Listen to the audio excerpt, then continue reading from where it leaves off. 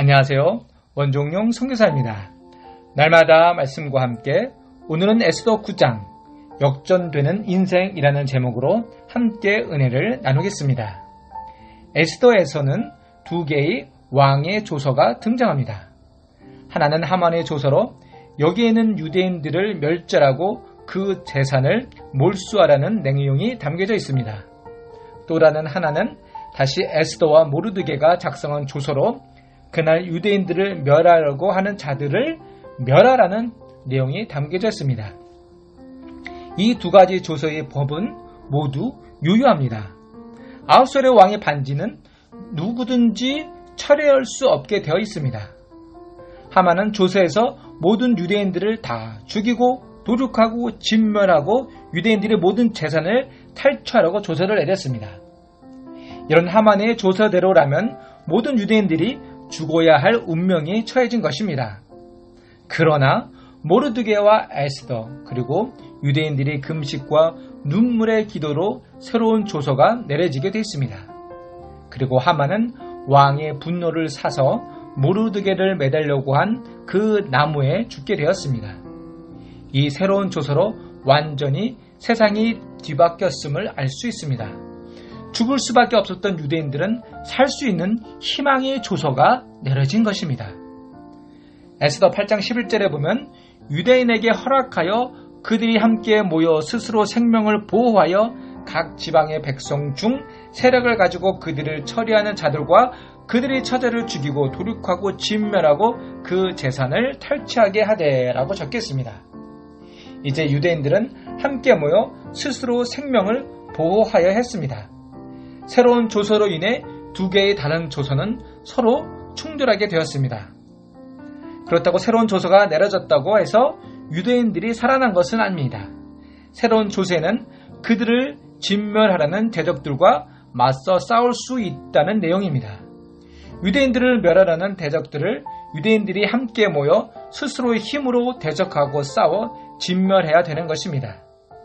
이제 세상이 바뀌어져서 오늘 2절 3절을 보면 모든 민족이 유대인들을 두려워하여 등이 막을 자가 없고 많은 수의 지방 관리들과 대신들, 종독들 그리고 왕의 사물을 보는 모든 자들이 모두에게를 두려워함으로 다 유대인들을 도왔다라고 말씀하고 있습니다. 드디어 죽을 운명의 유대인들은 그들을 죽이려는 대적들을 진멸하는 역전의 상황에 발생한 것입니다. 그런데 유대인들의 반격에서 특이한 점은 그들의 재산에는 손을 대지 않았다는 점입니다. 그들의 재산을 탐하지 않았다는 것은 이 전쟁이 하나님의 거룩한 전쟁임을 말하고 있는 것입니다. 오늘 에스더에서 나오는 이 갈등의 원인이 된 인물은 바로 이스라엘 초대왕 사울입니다. 사무엘상 15장에 보면 사울 왕은 아말렉 사람들과 아각 왕 그리고 그들의 모든 소유를 진멸하라는 하나님의 명령에 순종하지 않았기 때문에 이 사단이 발생한 것입니다. 사울은 아각 왕을 죽이지 않았지만 모르드게와 에스더는 아각 사람 하만과 그 아들들을 죽였습니다. 왕의 조서에 따르면 유대인들은 그들의 재산을 빼앗을 수 있는 권리가 있었지만 유대인들은 자발적으로 다른 사람들의 재산에는 손대지 않았으므로 일종의 사울의 불순종을 만회하는 참회의 역할을 오늘 하고 있습니다. 또한 이 전쟁이 하나님의 거룩한 전쟁임을 나타내려고 하는 것입니다. 에스더 3장 7절에 의하면 아각 사람 하만은 제비를 뽑아 유대인들을 살해할 달로 아다로를 얻었고 13일 하루 동안 페르시아 제국 내에 거주하는 모든 유대인들을 살해할 음모를 꾀하였습니다. 하지만 극전의 반전을 통하여 유대인들을 살해하려던 하만은 죽임을 당하였고 반면 몰살당할 위기에 빠진 유대인들은 구원을 얻었습니다. 이것을 기념하는 날이 바로 불임절입니다. 오늘 말씀 에스더 9장은 단순히 이방인들을 진멸하고 그 불임절을 기념하라는 이야기가 아닙니다. 이것은 마지막 때의 하나님의 심판에 대한 예시로 볼 수 있습니다. 마지막 때에 회개하지 않는 자, 돌이키지 않는 자들에게는 하나님의 준엄한 심판이 있다는 경고의 말씀입니다. 마지막 때 하나님은 진노를 다 쏘실 것입니다. 마지막 때 우리가 환난과 고통을 당하나 상황이 역전되어서 하나님은 적그리스도의 모든 세력들을 죽이고 돌이키고 진멸하게 하실 것입니다. 그때는 하나님의 자비가 없습니다. 오늘 불임절의 진정한 완성은 종말에 이루어질 것입니다.